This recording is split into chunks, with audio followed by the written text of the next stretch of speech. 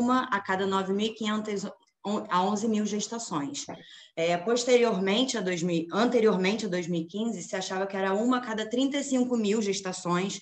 No entanto, devido ao desenvolvimento tanto das técnicas de ultrassonográficas quanto dos aparelhos de ultrassom, esse diagnóstico vem sendo dado com maior frequência.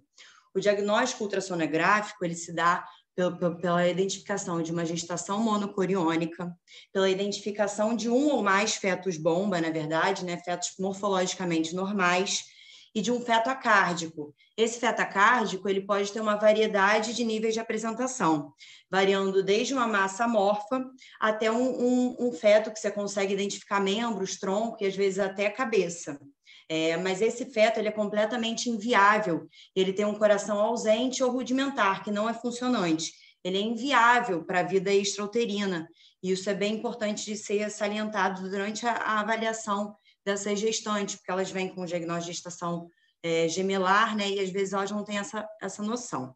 Bom, o achado ultrassonográfico patognomônico da doença é o fluxo reverso da artéria umbilical, ou seja, diferente do fluxo fisiológico, em que a artéria umbilical sai do feto em direção à placenta, no feto acárdico, ele entra da placenta pela artéria umbilical em direção a esse feto, perfundindo ele.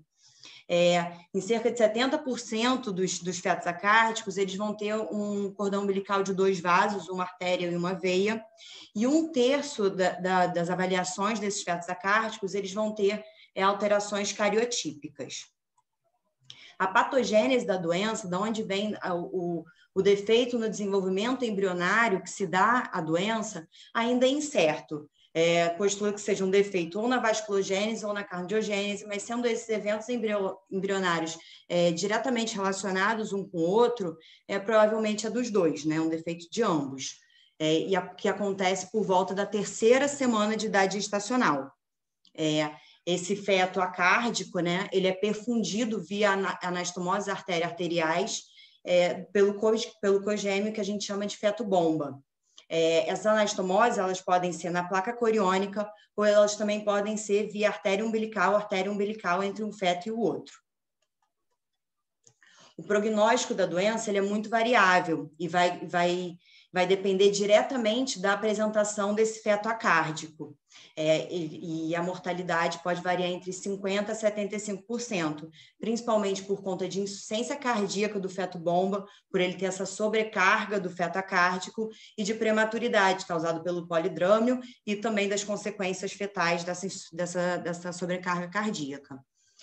A intervenção intrauterina, seja qual for a técnica, e ainda não está bem definido qual será a melhor técnica de abordagem desses casos, todas as técnicas até agora ablativas têm o mesmo resultado, de melhorar essa sobrevida perinatal para 80% a 90% e diminuição da prematuridade também.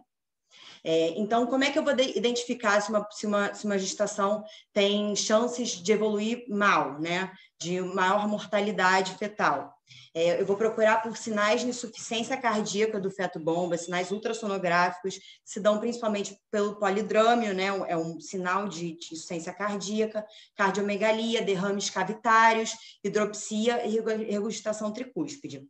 Alterações doppler fluxométricas do feto bomba, artéria umbilical com fluxo diastólico final ausente, ou reverso, veio umbilical pulsátil, fluxo reverso do ducto venoso na contração atrial, que a gente chama de onda A reversa.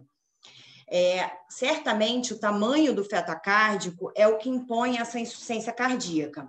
A maneira de medir esse tamanho, de quantificar o tamanho que vai ser mais prejudicial para o feto bomba, ainda não tem uma concordância clara na literatura, mas sabe-se que tamanhos grandes vão dar maiores sobrecargas.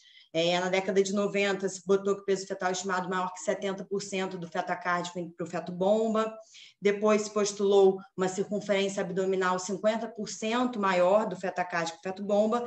E atualmente se usa muito a circunferência abdominal igual ou maior do acárdico com o feto bomba. O objetivo geral desse trabalho é apresentar o caso dessa gestação gemelar que foi acometida por sequência TRAP, que foi referenciada via CISREG para o Serviço de Medicina Fetal da FRJ e que foi submetida à fetoscopia para ablação a laser do cordão umbilical do feto cárdico.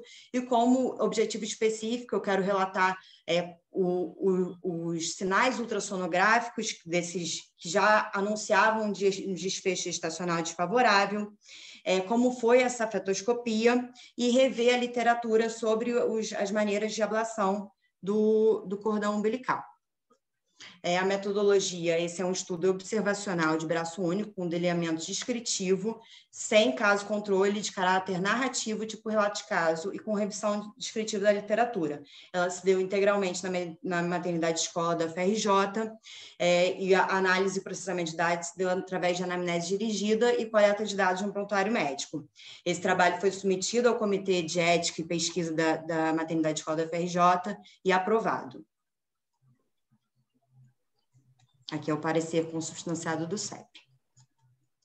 Bom, agora eu vou para o relato em si. Então, é uma SMBO, 35 anos, ela já está na segunda gestação, a primeira gestação foi de um parto normal, de um filho rígido, ela não tinha comorbidades, chegou à maternidade escola já com 22 semanas e um dia, por uma ultrassonografia alterada na rede básica, ela foi encaminhada via CISREG para nós. Na primeira avaliação ultrassonográfica na medicina fetal, então, se mostrou uma gestação monocoriônica diamniótica com 22 semanas e um dia. O feto 1 mostrava morfologia normal, com polidramenia, uma avulsão de 12, um ducto venoso com onda ausente, um peso fetal estimado de 538 e a medida da circunferência abdominal de 179 milímetros. O feto 2 tinha forma atípica, não era visualizado o polo cefálico, tórax, membros superiores, ele estava em adraminia, apresentava esse fluxo reverso da artéria umbilical em direção a ele, patognomônico da doença, um peso fetal estimado, que foi estimado pelo comprimento do fêmur e o comprimento da circunferência abdominal, bem semelhante do feto bomba, de 515 gramas, e a medida de circunferência abdominal também grande, de 188 milímetros. Aqui são fotos da primeira avaliação ultrassonográfica dela na maternidade escola. E aí a gente pode ver que realmente as circunferências abdominais eram bem semelhantes em tamanho. O ducto venoso mostrava já uma onda ausente, que já fala a favor de uma sobrecarga cardíaca, além da identificação do polidrâmio. E o achado patognomônico da doença, que é a artéria umbilical pulsando em direção ao feto cárdico. Aqui é uma foto do nosso laudo, da primeira avaliação, só descrevendo realmente as medidas semelhantes de CA e de peso. Ela foi internada no mesmo dia, colocada em jejum, fez tocólise previamente à fetoscopia. No dia seguinte, com 22 semanas e 2 dias, então, ela foi submetida à ablação a laser do cordão umbilical do feto cárdico e também das anastomoses placentárias. Foi importante essa questão das anastomoses placentárias porque era um feto muito grande e provavelmente só a ablação do cordão umbilical desse feto não garantiria que ele não seria recanalizado, que era muito grande mesmo a massa. Durante a ablação das anastomoses placentárias, houve um sangramento placentário com um volume estimado de 61 ml. Durante esse sangramento, o feto bomba apresentou uma bradicardia fetal de 70 batimentos por cerca de 30 segundos e ele teve uma melhora espontânea. Então, se interrompeu, isso já estava no fim do procedimento, se interrompeu o procedimento e optou-se por não realizar a amniodrenagem, como é de costume nos casos de polidramenia abordados, para melhor hemostasia. Dessa forma, a gente mantém a pressão intraminiótica e assim melhora a hemostasia. O feto bomba mostrava um batimento cardíaco normal depois do procedimento de 120 batimentos por minuto. A avaliação fetal 12 horas depois da fetoscopia, então mostrava uma gestação de 22 semanas e 3 dias. O feto 1 bomba mostrava melhora dos padrões hemodinâmicos, apesar de manter um índice de pulsatilidade do ducto venoso alto e ainda manter a polidramenia como já era esperado. Esse fluxo ao feto cárdico realmente estava ausente, estava interrompido, o que a maneira que a gente diagnostica o sucesso cirúrgico, né, assim, inicial. A presença do hematoma já estava em redução de 61 ml para volume estimado de 24 ml. Essas são fotos da ultrassonografia 12 horas depois, realmente mostrando a interrupção do fluxo e o hematoma placentário. Essa paciente, ela manteve avaliações semanais, depois de algumas alterações, passaram de 2 a 3 vezes por semana, mas no dia 2 de julho, então, com 31 semanas e 3 dias, 10 semanas quase, 9 semanas depois do procedimento, né? Ela começou a mostrar alterações progressivas do Doppler, do líquido da placenta. Que alterações foram essas? O feto-bomba mantinha a expulsatilidade do ducto acima do P95, no entanto, agora entrou num valor absoluto de 1,5. A velocidade sistólica da cerebral média estava muito elevada para a idade gestacional dele. Ele mostrava uma oligodrominia persistente, progressiva em diminuição. A circunferência cefálica e o diâmetro biparietal estavam abaixo do P5. E pelos gráficos, que eu já vou mostrar para vocês, dava para ver que praticamente ele não crescia desde o procedimento. Também era bem visível, através da avaliação ultrassonográfica, uma área de leucomalácia no hemisfério direito. O feto 2 mantinha-se com ausência de fluxo, e a placenta também desse feto mostrava um aspecto degenerado, que era uma placenta heterogênea, com áreas anecóicas, e a mobilização do transdutor de ultrassom, ela se mostrava flutuante. Devido a todas essas alterações somadas e umidade gestacional com uma boa viabilidade, optou-se, então, pela resolução da gestação. Aqui vocês podem ver o ducto venoso com um índice de pulsatilidade de 1,5. Aqui é o aspecto da calota craniana desse bebê, um aspecto atípico e com uma medida bem abaixo da idade gestacional dela. Aqui é o PVS da cerebral média muito elevado, e aqui é uma área de leucomalácia direita que já era visível pelo ultrassom. Essa paciente, então, foi internada. E aqui é o diâmetro biparietal, que praticamente estava estagnado desde o procedimento, o que levou todas essas alterações juntas, junto com esse Doppler também, a cerebral média, que teve um aumento muito grande da última avaliação para essa, uma relação cerebroplacentária em queda progressiva, um ducto também em aumento, optou-se, então, pela resolução. Essa paciente foi internada durante a corticoindução, né, que o corticóide para maturação fetal demora 48 horas. Isso a gente conseguiu uma ressonância magnética fetal, que a gente conseguia mostrar exatamente aquilo que a gente via pela ultrassom, e também pode ser bem claro pela ressonância, que é essa área de hemorragia ventricular, e nessa janela a leucomalácia.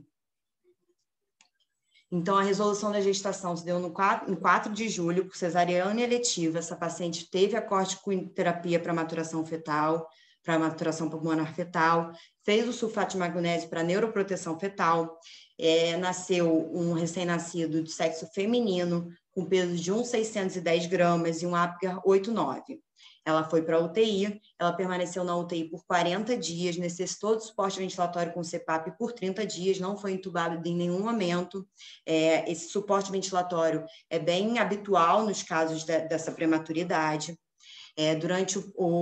Logo após o parto, ela foi submetida também a exames de imagem que comprovavam aquilo exatamente que a gente via na ultrassom e na ressonância magnética fetal, que era essa área de malácia, de leucomalácia direita e hemorragia intracraniana ventricular. Essa paciente está até hoje em consultas periódicas, uma vez por mês, pelo menos, com a neuropediatria da maternidade escola, e também se mantém em acompanhamento fisioterápico e com a pediatria geral, também na maternidade escola da FRJ. Ela apresenta um atraso leve do desenvolvimento, se mantém com microcefalia, no entanto, com uma curva de crescimento do período cefálico em ascensão. Ela tem uma leve redução da força e exacerbação dos reflexos no dimídio esquerdo. Ela ainda não apresentava movimentos de rolagem, como é o habitual para 6 meses, mas sustenta o tronco, mantém contato visual com o interlocutor e balbucia sons incompreensíveis, tudo como esperado para a idade gestacional dela. Bom, esse foi um caso extremamente complexo, é uma gemelaridade que foi complicada pela sequência TRAP, com sinais de gravidade para um desfecho gestacional desfavorável desde a sua primeira avaliação no serviço de medicina fetal. Ela chegou tardiamente no serviço, já com 22 semanas. Trabalhos atuais já mostram melhores desfechos gestacionais com abordagens mais precoces, cerca da 16ª semana, e atualmente estão sendo até vistos trabalhos de primeiro trimestre, da abordagem no primeiro trimestre. O peso fetal estimado do acárdico era semelhante ao feto-bomba, algo que acrescentou essa dificuldade técnica para a ablação do cordão, né, por conta do alto fluxo sanguíneo. Esse sangramento placentário pela fetoscopia, isso é minha hipótese, nossa, assim, com meus chefes e tudo, isso foi conversado, e inclusive com a pediatria, é que esse sangramento placentário acabou causando micro lesões, né? A microvasculatura cerebral, que dá fragilidade capilar. Quando houve o retorno ao fluxo sanguíneo cerebral normal, ocorreu essa hemorragia cerebral e essa leucomalácia, e, consequentemente, a leucomalácia, essa microcefalia. SRN, apesar de todas essas lesões neurológicas que ela tem uma evolução clínica favorável. A neuropediatria está positiva quanto ao progresso dela, por conta da plasticidade, da idade precoce, dos estímulos precoces, e ela está progredindo, ela está respondendo aos estímulos, e acredita-se que a gente vai ter um sucesso também nessa bebê. Essas foram minhas referências bibliográficas, e é isso. Eu gostaria muito de agradecer toda a equipe de medicina fetal e ultrassom, todos os meus chefes, por todo o aprendizado esse ano. Foi muito importante para mim, foi uma honra ter estado na maternidade escola aprendendo com vocês. E meu grupo de residência também. Gostaria de agradecer o Cristos, Jair, o Ivo, a Karina, o Luiz, Fábio e o André, por todos os ensinamentos. Foi muito importante para mim. E aqui tem a bebezinha, que é a Feto Bomba, comigo, quando ela estava vindo me visitar por conta dos questionamentos, né, de como estava evoluindo e tudo. Então, eu passo agora a palavra à banca. Muito obrigada.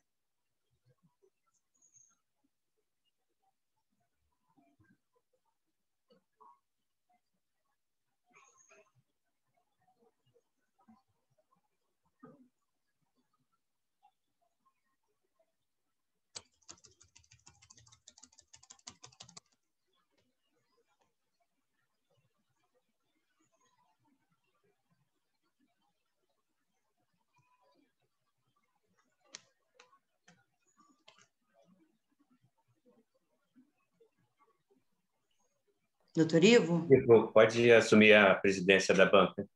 Agora sim, não, porque estava aqui, eu estava bloqueado aqui.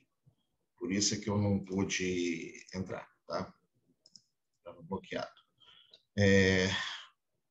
Muito bem, pessoal. Deixa eu... Ok. Luísa, muito bem, a apresentação foi objetiva, foi concisa, se apresentou em 17 minutos e meio, eu estava cronometrando aqui, né? Então, falou de forma bastante objetiva, isso é que importa, para a gente ter as considerações agora.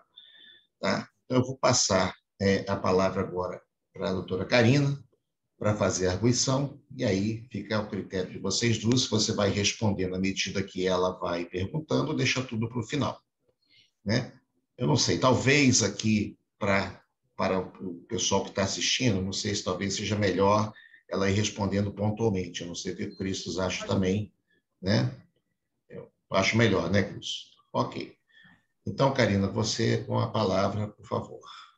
Bem.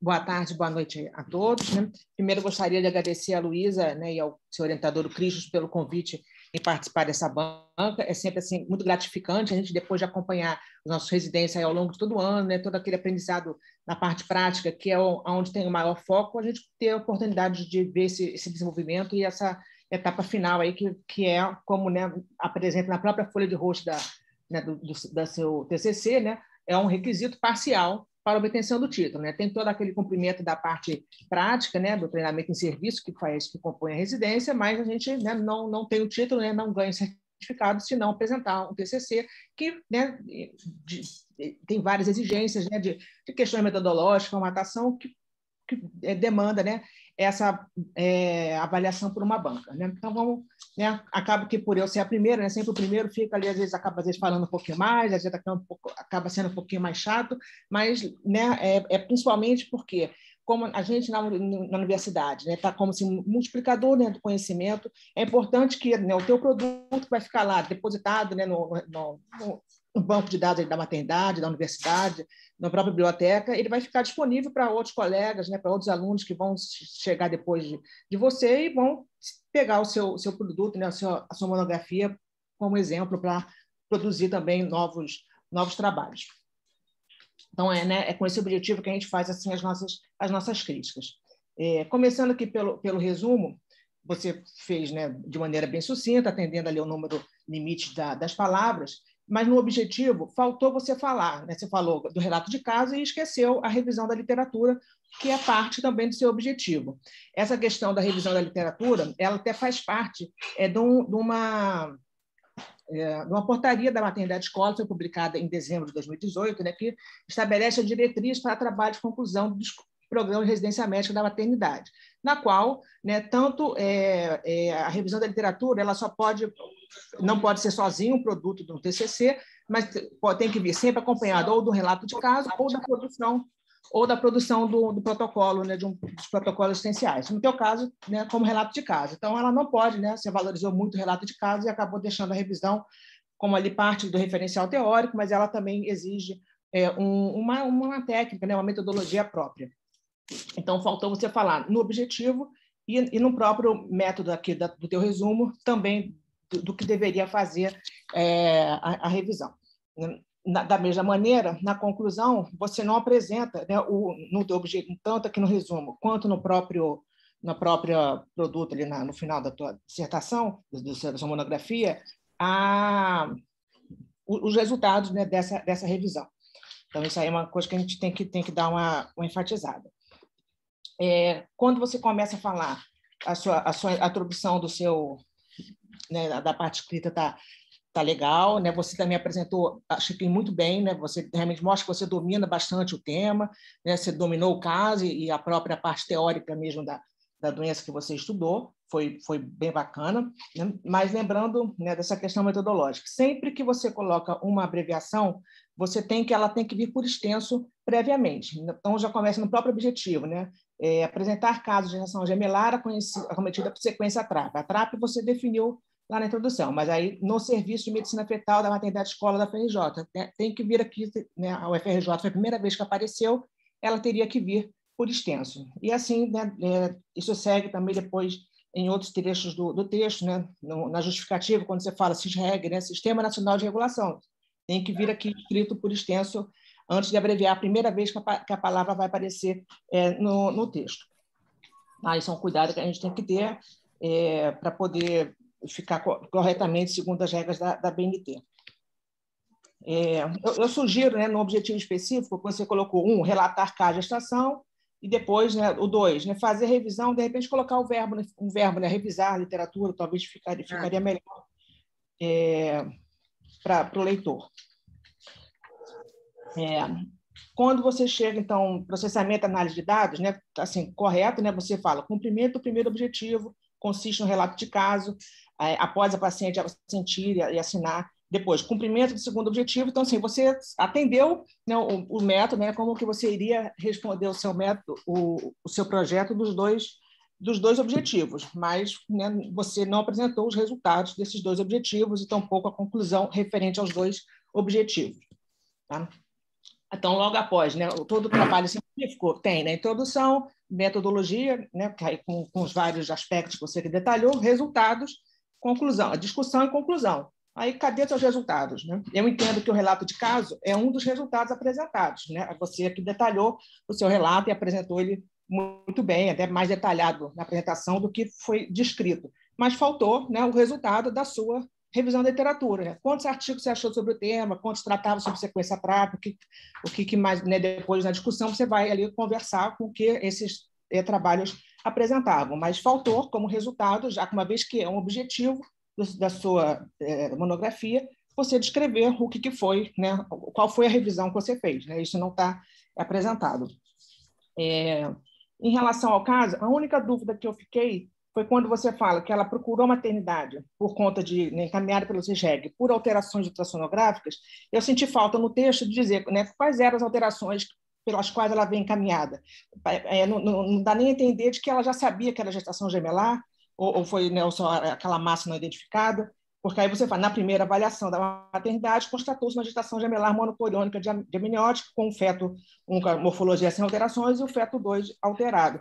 Mas aí faltou, assim, eu senti falta, né, no relato aqui descrito, do que se ela já sabia se era gemelar, ou quais eram as alterações pelas quais ela veio encaminhada para a maternidade. Acho que podia dar uma valorizada que ficaria melhor.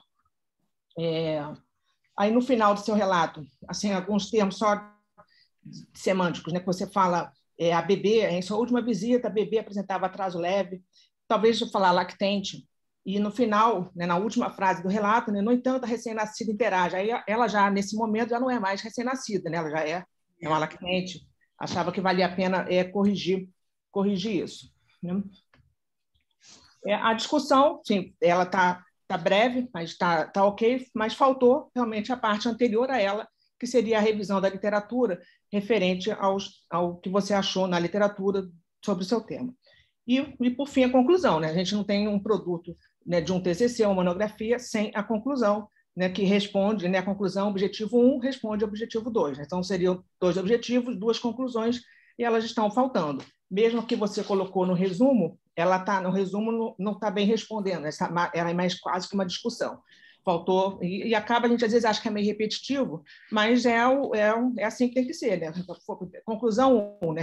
Foi relatado o caso de sequência tráfica, apresentado assim, de maneira sucinta, e 2, foi feita revisão da literatura, que foi concordante ou não com a conduta estimada, mas faltou ela está ali presente e pontuada. Tá? Então, sim, eram, né, essas as considerações que eu mais me atentei, né? Mas quero deixar, né, realmente parabenizar você pelo ano que você passou com a gente, né? Essa parte teórica, ela é assim meio, às vezes vai no atropelo, infelizmente, mas assim a gente tem que se atentar em fazê-la com mais cuidado, e acho que é fácil você corrigir isso e ficar com um produto aí bem bacana aí para a gente ter de exemplo, tá bom? Parabéns. Obrigada, doutora Karina. Agora que você me colocou essas questões, elas se tornam... você me deu uma luz que eu não tinha pensado sobre isso, mas eu vou com certeza consertar essas coisas no texto. Eu já anotei todas que você falou e eu vou ajeitar. Obrigada.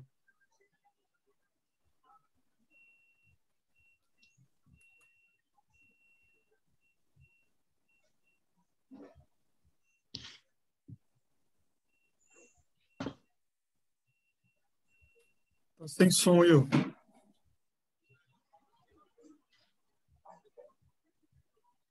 Bloquearam o Ivo. Agora sim. Agora foi, tá. Não, porque quando eu mutei aqui, na volta você não consegue desmutar. É por isso. Bem, doutora Luísa, se quiser fazer as considerações em relação aos apontamentos da doutora Karina, fica à vontade. Por favor. A doutora Luísa já está muda. Ela respondeu, né, que vai corrigir e fazer, né? Acho que não teve nada direcionado assim, para a resposta direta. É porque ela está mutada também, a Luísa. Você está sem som. Ele está sem som. Agora foi. Não, certamente eu vou consertar todas essas questões do texto, tanto do resumo, né, e tanto quanto das questões das abreviaturas, e os resultados, que certamente, para mim, inicialmente, eu tinha compreendido que eu tinha colocado, mas não talvez de uma forma tão clara. Então, certamente eu vou preparar esse material, vou melhorar esse material, que eu acho que é importante mesmo. Obrigada. E a primeira avaliação ultrassonográfica, de fato, não estava no prontuário da paciente, mas eu vou atrás, eu tenho contato direto com ela também, e eu vou atrás disso, realmente, porque eu acho que é importante, eu vou trabalhar nisso. Obrigada. Ok. Doutor Marcelo, fique à vontade para fazer suas considerações. Obrigado, Ivo. Boa noite a todos, ao professor Nilson, que é o presidente da sessão, ao professor Ivo, presidente da banca, a todos os participantes. Agradeço ao professor Cristos pelo convite, é sempre um prazer, né? Eu sempre brinco com ele que eu sempre tenho estou piruando aí na medicina fetal nessas bancas, né? Já que não é a minha área específica, mas é um aprendizado muito grande e eu agradeço bastante o convite.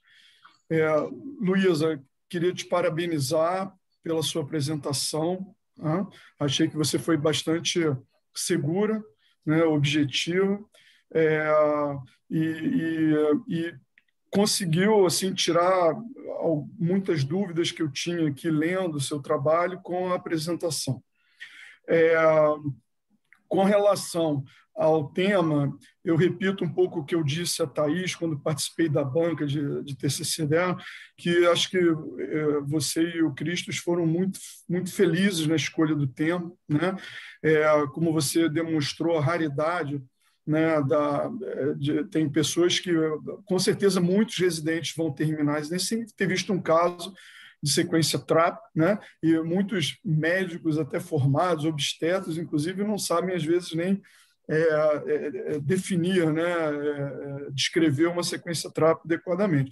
E acho que isso só enaltece a qualidade da residência médica da maternidade escola, né? A medicina fetal, principalmente, vem se superando, né? A cada ano. Estão todos de parabéns.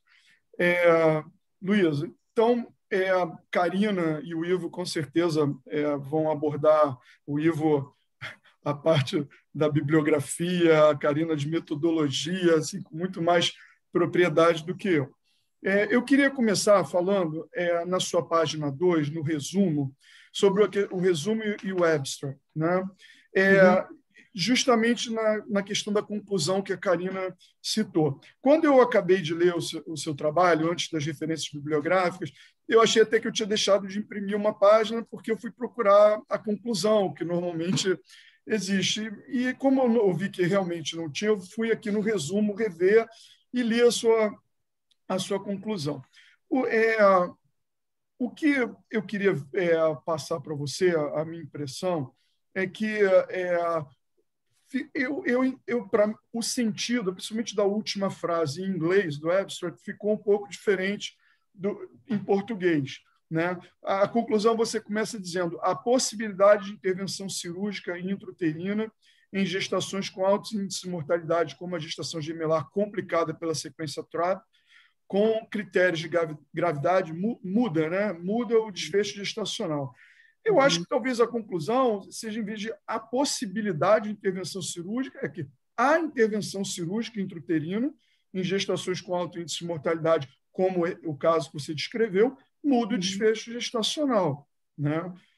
No caso, você está descrevendo uma intervenção cirúrgica que né, a literatura mostra aí uma melhora de sobrevida muito significativa, de 80% a 90%, como você colocou, né? E você relata um caso. Então, não há possibilidade de intervenção, mas a intervenção, né, intrauterina pode mudar realmente o desfecho gestacional. E na frase final, você coloca, no entanto, critérios de gravidade também podem alertar quanto a possíveis complicações intraoperatórias. Eu não tinha entendido muito bem, porque o no entanto é como se você estivesse talvez questionando alguma coisa anterior, e na verdade não é isso. Você acrescentou que talvez além disso os critérios de gravidade eles também servem, como ficou melhor no inglês, que eu estava falando, para predizer, né, dificuldades técnicas do procedimento, né?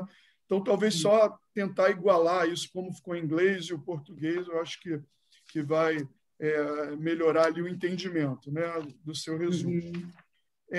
Luísa, depois, na página 8, na sua justificativa, você explicou isso na sua apresentação, que você colocou, né, que a maternidade escola recebe casos de CISREG numa média de 3 casos por ano dessa condição rara na população geral, 1 para 35 mil. Mas depois, na página 10, para quem está lendo, sem uma explicação maior, na página 10, quando você fala de epidemiologia, você coloca lá, estima-se que a sequência TRAP acometa cerca de 2,6% das gestações monocoriônicas e 1 a cada 9.500 a 11.000. Então, eu fiquei, mas é 1 para 35 mil ou 1 para 9 mil? E aí, na sua apresentação, você esclareceu melhor, né? Que com o avanço da tecnologia ultrassonográfica, o diagnóstico mais precoce, você vê que, na verdade, ela incide mais, né? Uma incidência maior. Mas talvez isso possa estar mais claro no texto, né? Também eu acho que é importante, né? E nessa mesma frase, quando você termina esse parágrafo, está assim: sendo assim, a sequência TRAP, que é uma condição rara, se tornou, na maternidade escola da FRJ, um serviço de referência.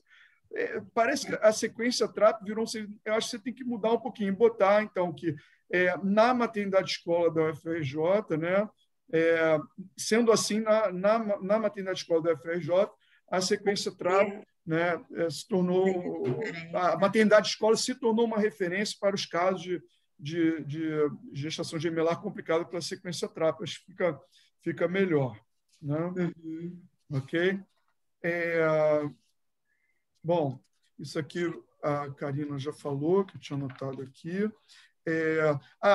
Na página 11, quando você fala dos fatores de mau prognóstico, né? de pior prognóstico. O que eu senti um pouquinho de falta, Luísa, para talvez entender melhor, assim, o quão frequente esses achados de pior prognóstico ocorrem. A maioria das gestações com diagnóstico monocoriônicas com diagnóstico de sequência TRAP, a maioria tem achados como que você caracteriza como de pior prognóstico ou não, né? E assim, diferenciar a mortalidade quando esses achados não estão, a quanto cai. Eu não sei se isso tem na literatura, né? É difícil dizer. Como você também colocou que alguns autores até defendem, né, a intervenção universal e precoce, né, no final do primeiro trimestre, então, talvez discutir um pouquinho, quando esses achados não estão presentes, aí você justifica não intervir cirurgicamente, manejo conservador, como você colocou. Então, talvez só melhorar um pouco essa informação, né, para quem está lendo sobre essa.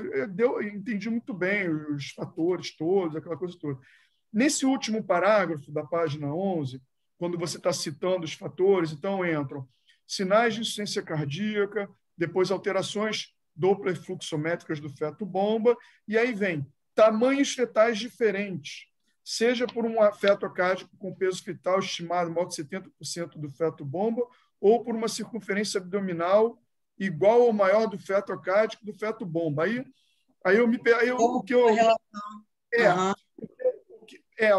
O que acontece? Na verdade, não são tamanhos fetais diferentes, né? São critérios que você colocou. Quanto maior o feto cárdico é pior, né? E essas relações que são usadas para isso.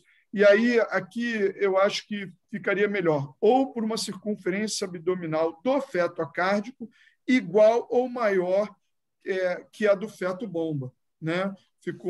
Fica mais fácil da gente entender, né? Uma circunferência abdominal do feto cárdico igual ou maior ou igual que a do feto-bomba, né? Tá bom? Bom, tem umas coisas, assim, depois eu passo para você, talvez mas que são importantes, eu acho, de crase, pontuação, que a gente sempre, às vezes, deixa passar. E por último, elogiar as suas fotos, acho que você ilustrou muito bem, tá? O seu trabalho, com as fotos de ultrassonografias, a histopatologia. E na página 16, Luísa, no último parágrafo, quando você coloca que a técnica utilizada foi a de ablação a laser do cordão umbilical do feto cárdico, e complementada com a ablação de anastomoses placentárias. O que você apresentou, mas não faltou aqui, foi o porquê. Por que precisou, né, fazer essa ablação das anastomoses? Hoje eu fui de manhã conversar com o Cristos para saber, e aí ele me explicou e você me explicou novamente, né, que era um cordão, né, muito calibroso,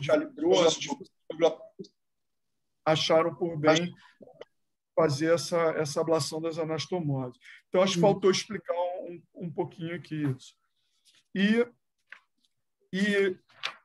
Luísa, para terminar, bom, a Karina já botou também na página 20, que você bota aqui, corte com indução com nascimento de bebê do sexo feminino. A gente, né, botar nascimento de feto, né, do sexo feminino, enfim, acho que fica melhor no seu texto. E quando você já está aqui na página 21, um pouquinho antes da discussão, que estava na discussão, você coloca, Luiz, aqui, ó, ainda no primeiro parágrafo da página 21, aí você coloca aqui, pelos critérios utilizados para análise dos desfechos gestacionais de Quinteira e colaboradores, pode-se dizer que se trata de complicação neurológica que ocorre em média em 3,9% das gestações acometidas. Descreve as complicações neurológicas, né? Leucomalácia, hemorragia, encefalomalácia, diagnosticado no pré-natal após o nascimento. Dessa forma, a recém-nascida recebe o diagnóstico de gestação acometida por sequência TRAP com comprometimento neurológico. Só que quando você, na discussão, na página seguinte, 22, você coloca que vocês acreditam que, muito provavelmente, a causa dessas alterações neurológicas foi o sangramento, né? Então, quando eu li, eu fiquei, mas é uma complicação neurológica que está presente aí num percentual, que faz parte do processo, né? Ou foi por aquele sangramento, né? Então, acho que vocês colocam apesar de autolimitado, o sangramento placentário provavelmente ocasionou os danos à microvasculatura cerebral fetal. Então, eu acho que você pode colocar que as complicações neurológicas são comuns, né, mas que, especificamente nesse caso, né, vocês acreditam que foi decorrente mais dessa hemorragia durante a ablação das anastomoses, né, do hematoma. Tá? Mas... bom, e é isso, eu tinha anotado aqui a questão das conclusões, que a gente já falou. Então, parabenizar você, foi excelente o seu trabalho, espero que você tenha a oportunidade de publicá-lo, né, uma revisão, né, da literatura sobre sequência TRAP, que realmente tá um caso muito legal, né, muito interessante e importante para todos nós. Tá? Parabéns. Muito obrigada, Marcelo. Muito obrigada por esse olhar atento. Certamente eu vou mudar todas essas questões que você falou, porque é muito diferente a gente escrever, né, e ler o que a gente escreveu, o que a gente já sabe previamente, e de uma pessoa que não teve contato com o caso, olhar e sentir as lacunas. Porque por eu já saber as lacunas, eu não consigo vê-las no texto. Então, isso foi muito importante para mim, tanto... como com a doutora Karina, na hora que vocês falaram, isso já se tornou uma realidade para mim. Caramba, como... Então, certamente eu vou melhorar essa questão do relato, porque mesmo a gente tentando falar tudo pormenorizado, como a gente estava presente lá, as coisas falham, e aí eu acho que exatamente por isso que serve isso aqui também. Então, muito, muito obrigada. Obrigado. Bem, feitas as considerações, cabe a mim agora fazer a parte difícil, né? A parte cruel. Brincadeira, Luiz. Primeiro, eu queria agradecer ao Dr. Cris pelo convite, né? Você sabe que é sempre um prazer estar na banca aqui com vocês, né? A gente tem uma parceria muito grande, eu acho que a gente aprende bastante quando está na banca, não só com o candidato, mas a gente também muitas vezes revê coisas que a gente nem vê há muito tempo, né, Marcelo? São coisas que a gente acaba tendo que rever e aprende sempre, em toda a banca a gente está sempre aprendendo.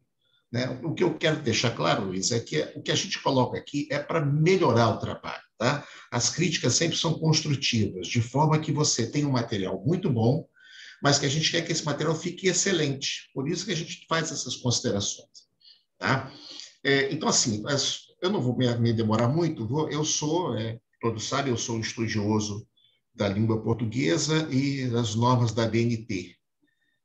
E eu vou te mandar depois o arquivo em PDF com todas essas observações que eu fiz, tá bem? Fica mais fácil para você depois fazer a correção. Só assim, começando rapidamente, a gente sai pela BNT, a gente começa a numerar as páginas a partir da introdução, mas os elementos pré-textuais contam. Então, você começou a numerar desde a página de rosto, da folha de rosto. Está lá, a folha de rosto número 1. Não pode ter numeração. A introdução começa na página 7, mas não pode ter a numeração nas outras páginas. Isso é uma questão só de formatação no Word, mas que a gente não pode deixar passar. Outra coisa, quando você, na página de rua, na folha de rosto, coloca assim, projeto de pesquisa apresentado. Isso aí quando você mandou para o CEP. Esse não é mais um projeto de pesquisa. Esse é um trabalho de conclusão de curso ou uma monografia. Então, tem que ser mudado também. Tá? Porque logo lá na página de rosto, né?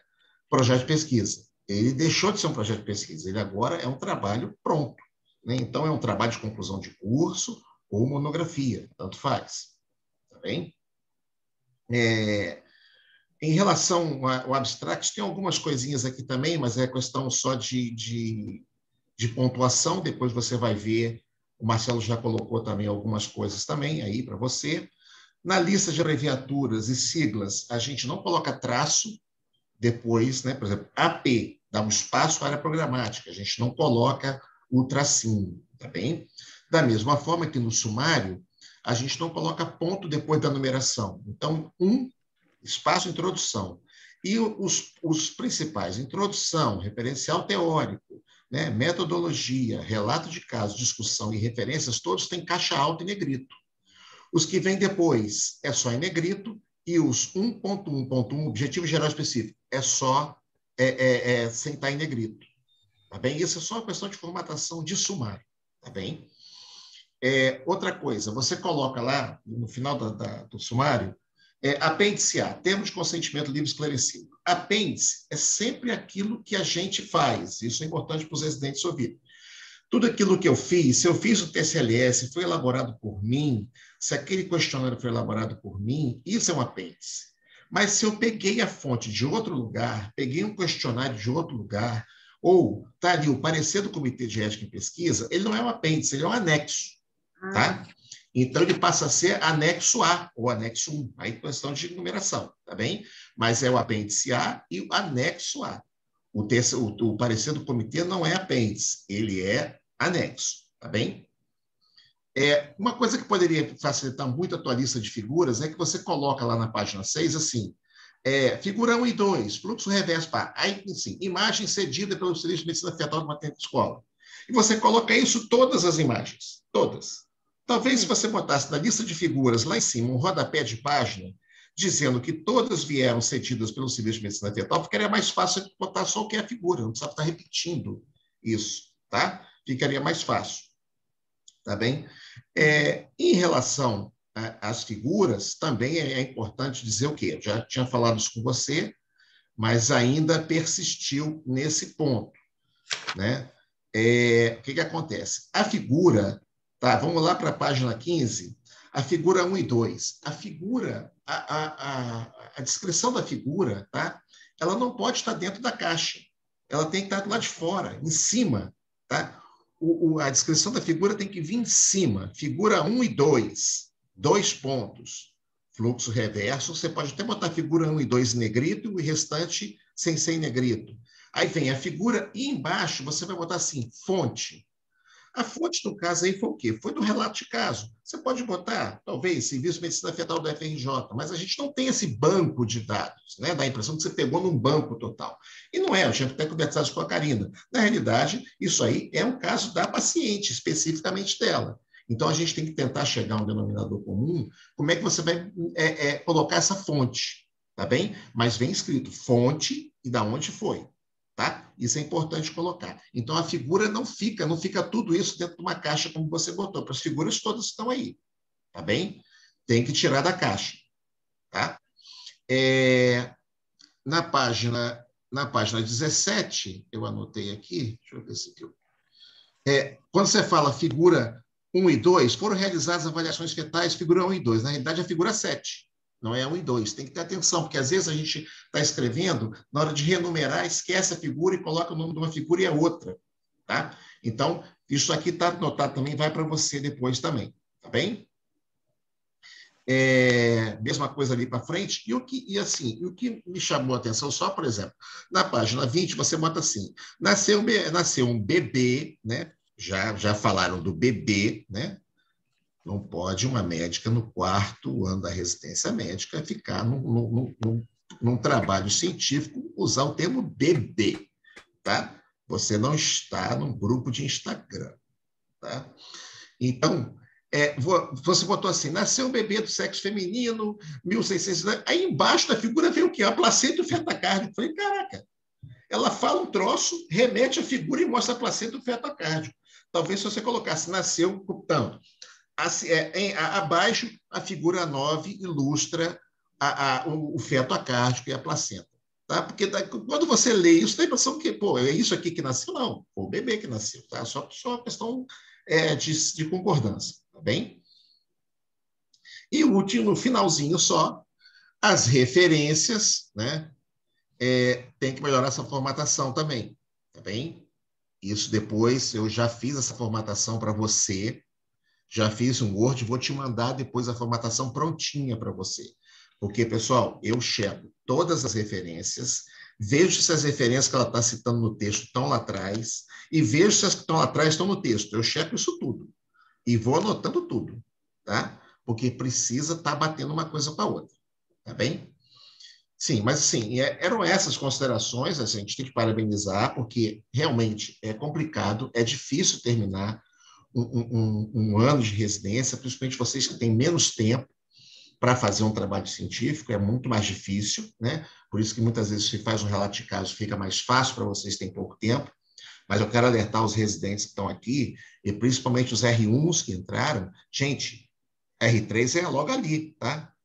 Daqui a pouco vocês estão batendo no R3, então tem que pensar no trabalho hoje, tá? Ontem, para não deixar fazer tudo em cima da hora acumulado, tá bem? Então, eu queria parabenizar a Luísa.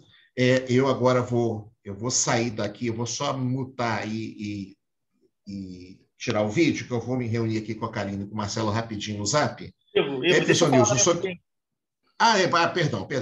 Seguindo o rito, né? Perdão, Cris. A gente, ao final, sempre deixa a palavra para o orientador também, tá? Para fazer as considerações que lhe cabem. Com a palavra, Cris. Obrigado, Ivo. Em primeiro lugar, quero agradecer a banca toda ter aceitado o convite, não, a intimação, né, de participar dessa banca. O Ivo e a Karina participaram ativamente, né, da formação da Luísa, então nada mais natural do que participarem dessa banca. O Ivo participou, inclusive, muito na colocação, ajudou em relação a colocar o CEP, ajudou um pouquinho na formatação, então nada mais justo do que participar dessa cerimônia final, né, Ivo? O Marcelo é membro honorário lá da Medicina Fetal, lá do ultrassom. Ele está sempre lá discutindo o caso, sempre levando o prontuário lá para a gente discutir o caso. Os casos, enfim, essa troca é o que torna a maternidade escola um diferencial. Quero agradecer vocês mais uma vez pela participação, acho que só acrescenta. Óbvio que todas as observações são super válidas, vou fazer alguns comentários apenas, mas óbvio que todos vão ser levados em consideração para o produto final. Agora, vou falar um pouquinho da Luísa. Eu sempre gosto, nessa fase, na defesa do TCC, falar um pouquinho de todo o histórico, né, do residente. A Luísa, ela foi nossa aluna lá na faculdade, ela foi nossa interna. Depois ela foi fazer a residência em ginecologia e obstetrícia lá em São Paulo, na USP de Ribeirão Preto. E depois resolveu voltar aqui para o Rio de Janeiro, voltar para sua casa, para o UFRJ, fazer o R4 em medicina fetal, onde a gente teve um pequeno trabalho para tirar alguns vícios paulistas, né, Luísa? Brincadeira, Luísa sempre foi excelente padrão, ela aprendeu muito rápido, ela pegou o ritmo do setor muito rápido, estudou bastante, correu atrás, enfim, é alguém que eu tenho orgulho de fazer parte da formação. Mais do que isso, foi, mais do aprendizado que teve no setor, ela vestiu a camisa na maternidade escola. Ela, toda vez que a gente precisava de alguma coisa, seja dentro da medicina fetal e da ultrassonografia, ou seja fora, ela estava pronta para ajudar. Quantos plantões você ajudou a gente? Faltava gente, você se voluntariava para fazer cobertura. Ambulatório, às vezes a gente acabava, teve um dia que a gente acabou o ultrassom e o ambulatório pegando fogo, enfim, meio de pandemia, um monte de médicos fora, um monte de residentes fora. Então, você e Patrícia, na mesma hora, se voluntariaram, foram lá, fui eu, junto com vocês, a gente foi lá dar uma ajuda. Isso não é tanto mérito, isso é uma obrigação nossa, mas nem todo mundo vê isso. E você, assim como todo o seu grupo, se comportaram muito bem nisso. Esse entrosamento, essa empatia pelos colegas foram fundamentais. É uma surpresa, tá, Luísa? Pelo que eu te conheci, já te conhecia antes, principalmente te conheci ao longo da residência. É isso aí, você é essa pessoa ótima, essa profissional maravilhosa.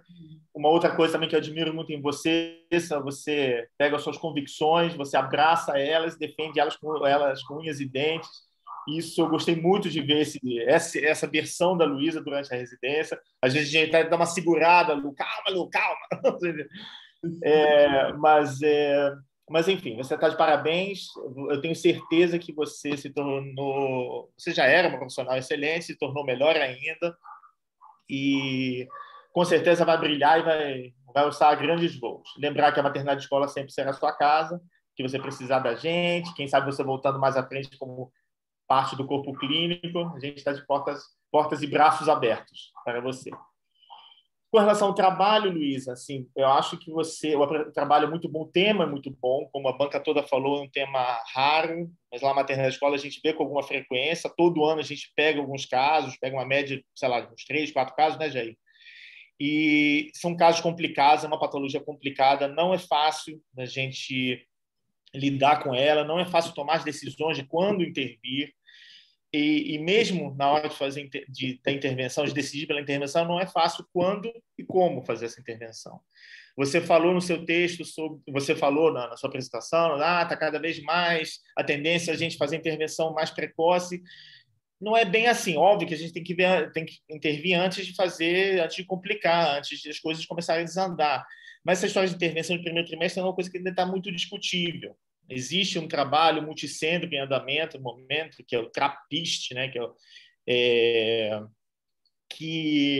é o TRAP Intervention Study, que tem vários centros do mundo todo participando, inclusive aqui no Brasil. Aqui no Brasil, capitaneado pelo professor Fábio Peralta, lá de São Paulo. Ele convoca todos os alunos, ex-alunos, pós-graduandos do Brasil todo para mandar caso para ele, e mesmo assim a gente não consegue.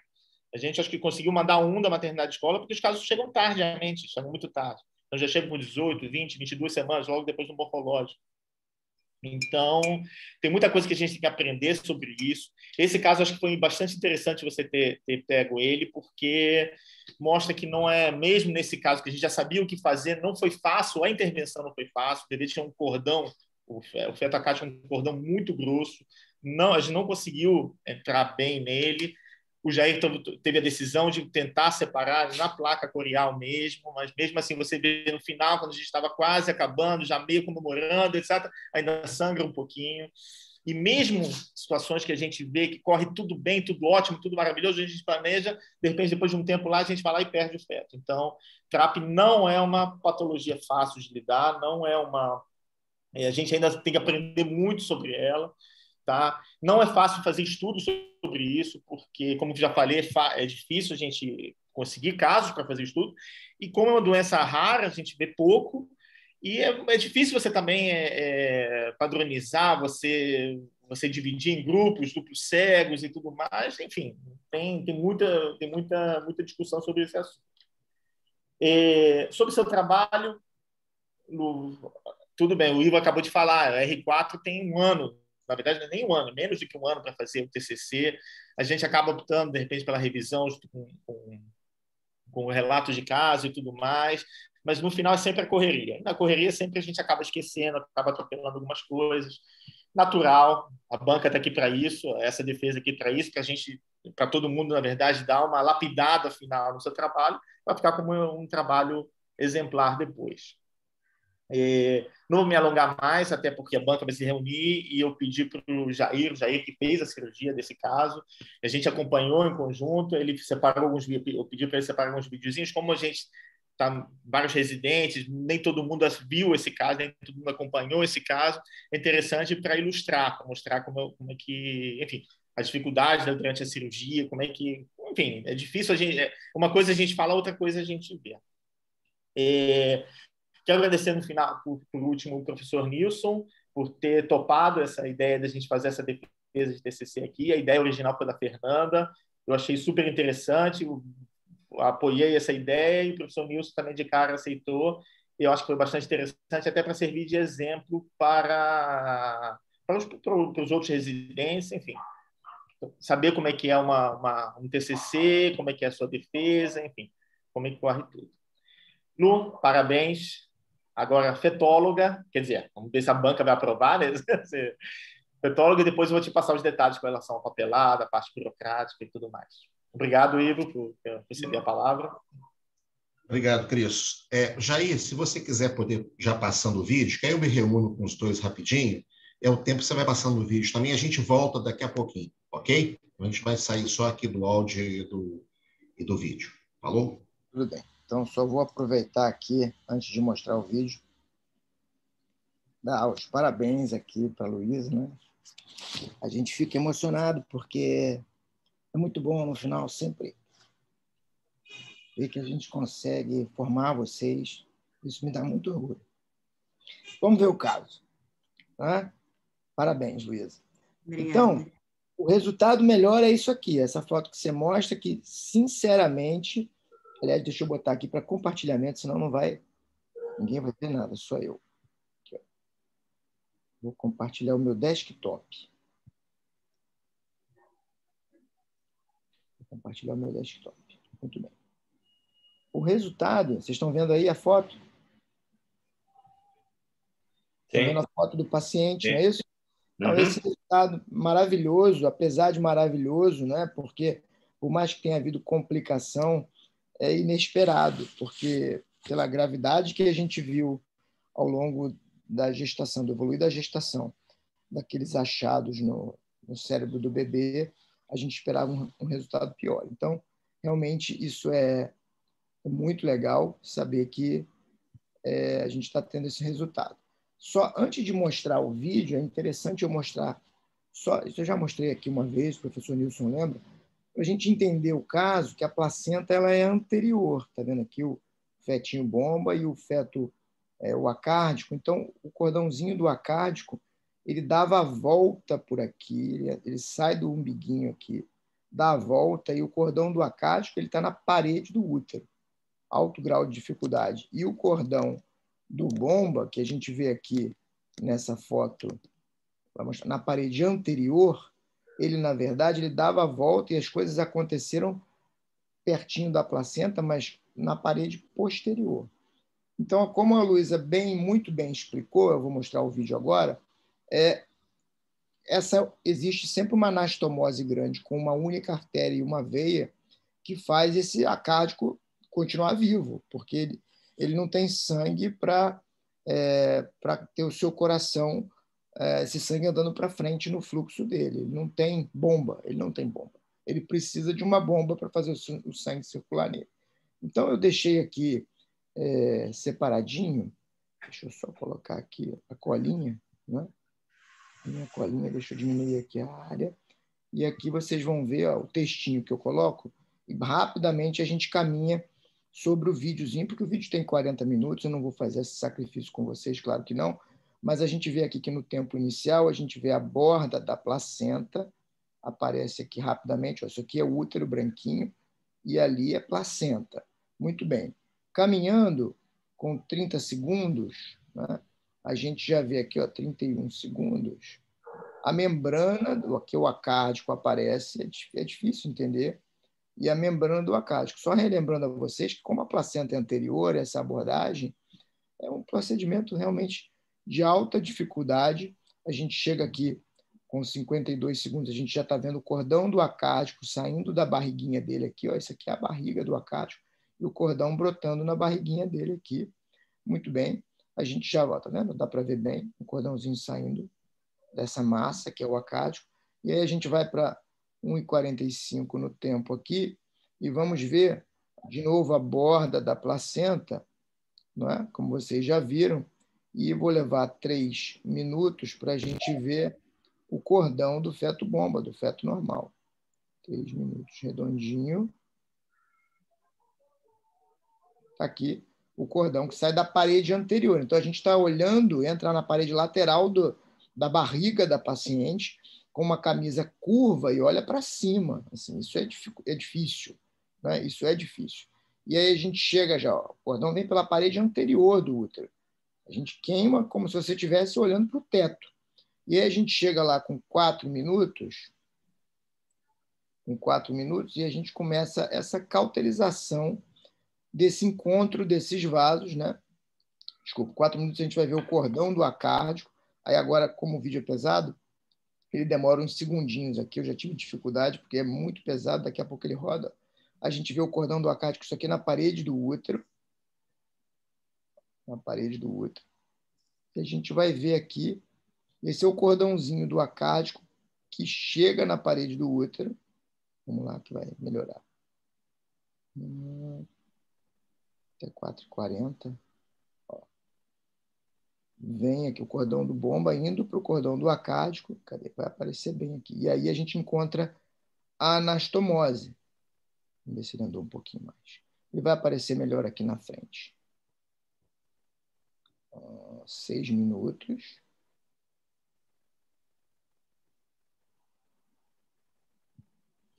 Vai esperar, vai demorar um pouquinho. Ó. E essa a gente começa o laser da artéria e veia que vem do acárdico. Ele parou, ele demora uns 10 segundinhos e ele começa a rodar. Eu vou adiantar para mostrar para vocês, na verdade, o que houve, passar para o final, porque senão fica... Ó, a gente faz... Esse é o vaso, é a anastomose grande, que está indo em cima da parede do útero, né? Na parede do útero, e a gente está coagulando. E no final, vou passar lá para frente, para a gente ver o momento do hematoma, que realmente o que chama a atenção, que a gente viu no outro dia, e que a gente resolveu não tirar líquido, porque isso diminui a pressão intraminiótica e acaba sangrando. Vamos lá para o momento do hematoma. Está lento porque o vídeo é muito pesado. Mas ele vai. Eu já fiquei aqui várias vezes. Vou botar direto lá, que vai ser a última vez que a gente vai esperar. Está travado.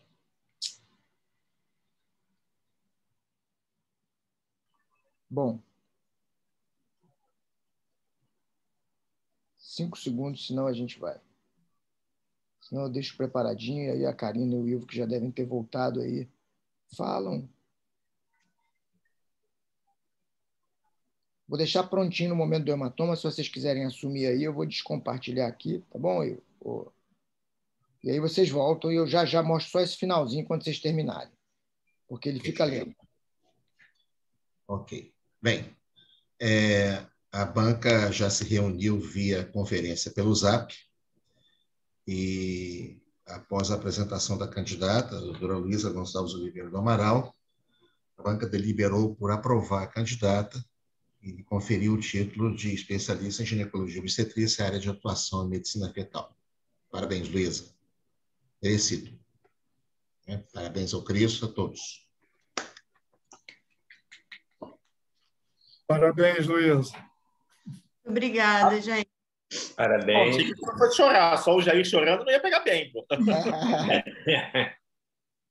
Foi uma honra fazer parte dessa equipe por esse tempo. Eu não poderia ter feito escolha melhor para a minha vida. Assim. Eu cresci muito com vocês, me deu uma direção de onde eu quero estar, e vocês são um exemplo para mim, para o resto da minha vida como médica. Assim. Eu quero me permanecer norteando esse universo de vocês. Como aluna, né, eu já sabia quem eram todos vocês, meus lobbies passa aluno, e vocês não sabem quem são os alunos. Então, fazer parte da equipe da ultrassonografia e da medicina fetal sempre foi algo que eu almejei desde aluna e que eu retornei depois da minha residência em São Paulo para cá, já sabendo exatamente o que eu queria e que foi a decisão mais acertada, assim. E muito obrigada por tudo mesmo, foi muito importante. Esse é o momento que se tira um peso das costas, né? Mas, ao mesmo tempo, ganha-se novas responsabilidades, né? Com certeza. Ok. Muito bem, E aí você vai apresentar o finalzinho? Vou apresentar, estou abrindo de novo, fechei tudo. Uhum. Vou abrir aqui novamente. Vamos ver se vai agora. Deixa eu ver que aí eu compartilho já no esquema.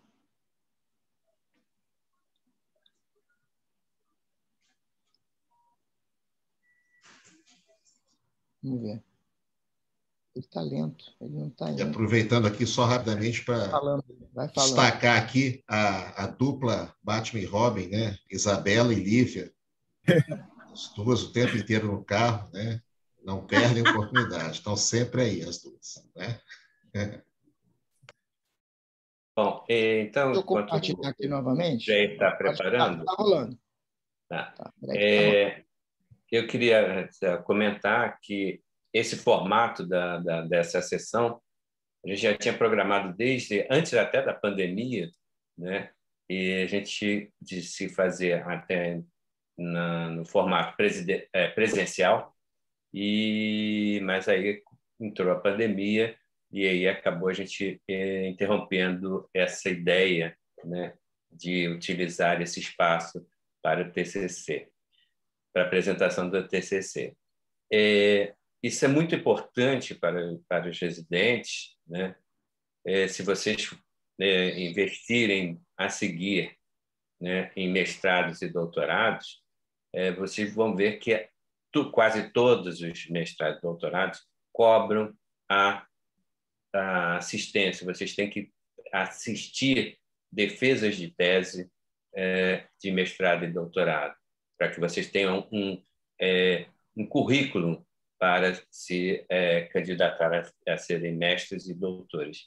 E esse conhecimento, esse aprendizado que você recebe, isso vai ser muito importante para você confeccionar o seu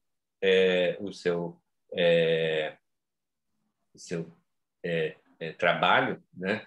E é importante na sua defesa, porque várias coisas que você assistiu, que você viu, que devem ser corrigidas, você já aprendeu e aí você vai tentar fazer melhor, né? Então, eu acho que, mais uma vez, a nossa sessão oferece para o residente mais uma arma, mais um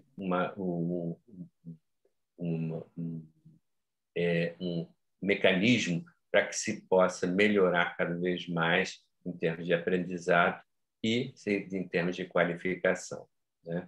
Então, acho que é muito importante para o residente esse formato da nossa sessão, tá? Então, é mais um tipo de apresentação e que a gente tem por objetivo a melhoria do aprendizado do residente. Jair, está pronto? Pronto. Beleza, então. Para acrescentar, né, o lugar comum, mais do que nunca nós estamos na maternidade escola, a maternidade onde se aprende. É isso? Então, vamos compartilhar aqui. Vamos ver se vai agora. Já deixei no ponto aqui onde vai surgir o hematoma. Vou mostrar para vocês. Estão vendo aí? Estou arrematando a anastomose e aí pronto, pintou um hematoma. E ele começa a crescer. E aí corre o suor na testa de todo mundo, né? Você fala assim, o hematoma está crescendo. E aí a gente vem aqui e arremata nesse vaso do lado. A gente, no final das contas, está tentando arrematar para diminuir esse sangramento. No finalzinho do procedimento, já tinha 30 minutos de procedimento. E no outro dia a gente viu o hematoma estável, mas a gente não consegue garantir que esse sangramento não pode ter sido proveniente de vasos que vinham do feto-bomba, não é? Possivelmente sim. E essa isquemia pode levar a sangramento, pode levar a isquemia e, consequentemente, a uma sequela neurológica. Mas isso faz parte do pacote. De qualquer forma, se a gente não fizesse nada, esse bebê não estava com a gente. Beleza, Luísa? Parabéns. Professor Nilson, é todo seu. Ok. Bom, para finalizar, eu queria parabenizar a Luísa, né, pela obtenção desse título, né? Sua apresentação foi excelente, a escolha do tema, né, e a escolha do orientador, né, e do local onde você foi desenvolver, a maternidade escola, foi assim fundamental para que você chegasse a esse seu objetivo, tá? A qualidade muito boa, as correções são normais, isso acontece em todas as teses, em todos os trabalhos, monografias, né? A gente tem quase certeza que está tudo pronto, né? Mas ainda tem algum detalhezinho para corrigir. Faz parte, né? E aí, então, o importante é você sair com um trabalho de qualidade. Meus parabéns pela apresentação e parabéns por ter participado dentro desse trabalho da maternidade escola, tá? Mais uma vez, a maternidade escola tem essa vantagem de poder oferecer, né, esse tipo de aprendizado para os recém-formados, né, e que estão fazendo a residência. Tá bom? Alguém quer fazer algum outro comentário? Só mais uma observação, professor. Diga. Oi, professor. Pode falar. Cristos. Mais uma observação sobre a Luísa. Quando a gente decidiu fazer dessa forma, eu comuniquei a Luísa, né? Luísa, sua apresentação vai ser via Zoom, na sessão dos residentes, gravado no YouTube e tudo mais. Eu tenho certeza que na hora ela ficou com medo, mas na mesma hora. Sim, senhor. Aquela velha história. Missão dada é missão cumprida. E a Luísa tem totalmente esse perfil. Qualquer coisa que a gente pedia para ela, qualquer coisa que a gente falava para ela, nem pestanejava. É isso aí. Ela corria atrás, dava um jeito. Você está de parabéns, porque você é a primeira residente a fazer isso dessa forma. Não é fácil de se expor diante de... Nem no auditório que a gente vê um monte de rosto já é difícil. Imagina aqui que a gente tem um monte de câmera fechada, a gente não sabe como as pessoas estão reagindo e tudo mais. Luísa, você brilhou. Você está de parabéns. Não esperava nada, absolutamente nada diferente de você. Eu tenho muito orgulho de ser seu colega, de ser seu amigo, e conte com a gente porque você precisar. Parabéns. Muito obrigada. Exato, Cris. Faltou essa observação, exatamente. Enfrentar, a coragem de enfrentar uma defesa, né, de trabalho, de TCC perante, né, uma plateia que a gente não sabe nem quem, né, está presente, né, não conhecemos nem todo mundo que está presente dentro da sala. Parabéns mais uma vez, Luísa. Então, plateia internacional. Então, eu já considero então, a sessão terminada e esperamos na... Quer falar, Fernanda? Oi, Nilson. Está ouvindo? Então, sim. Não vou alongar mais. Acho que os elogios à Luísa já foram feitos. A Luísa foi uma residente realmente para além do R4, né? Foi uma residente da maternidade escola. Isso já foi dito aqui e assim, eu tenho da Luísa a melhor recordação possível. Acho que fica uma missão pesada para o grupo que entra, né? Porque esse grupo de R4 realmente foi um grupo impressionante, né? Ela é o penúltimo TCC desse grupo e é o primeiro nesse modelo. Eu acho que é uma forma, até comentei isso com o Cristo, de valorizar o TCC, colocar aqui na sessão, colocar com uma plateia maior. É um desafio a mais, mas cada desafio que vocês aceitam é também um aprendizado pelo qual vocês e a gente, né, passamos. Acho que ficou muito bacana, acho que a gente pode ainda aprimorar alguns detalhes, mas ficou muito interessante mesmo. E é uma maneira de dar maior visibilidade a esse processo, porque se a gente não traz ele para a sessão, é muito difícil que a gente consiga que mais residentes assistam e que dirá médicos de fora, né? Então muda um pouco o foco da sessão, ser a defesa do TCC, mas vão ser situações bem esporádicas ao longo do ano, mas eu vejo com bastante valor e importância. Acho que é uma forma de valorização mesmo de um trabalho tão duro que vocês desempenham na conclusão de uma especialização super focada e intensa. Em um ano isso tudo tem que estar feito, né? Você agora é uma especialista e ainda concluiu seu TCC aqui com grande público. Parabéns, Luísa. Só te desejo boa sorte e fico com boas lembranças suas. E a gente está sempre de portas abertas e à disposição para qualquer retorno seu. Parabéns mesmo, de coração. Obrigada, Fernanda. Ok. Apenas um lembrete, na semana que vem, a nossa sessão abordará o tema ruptura prematura de membranas ovulares. Tá? Então, para os residentes que quiserem se aprofundar, já podem ir se aprofundando no assunto até a semana que vem. Tá? Até lá, a todos uma boa noite. Tchau, tchau. Boa noite. Boa noite a todos.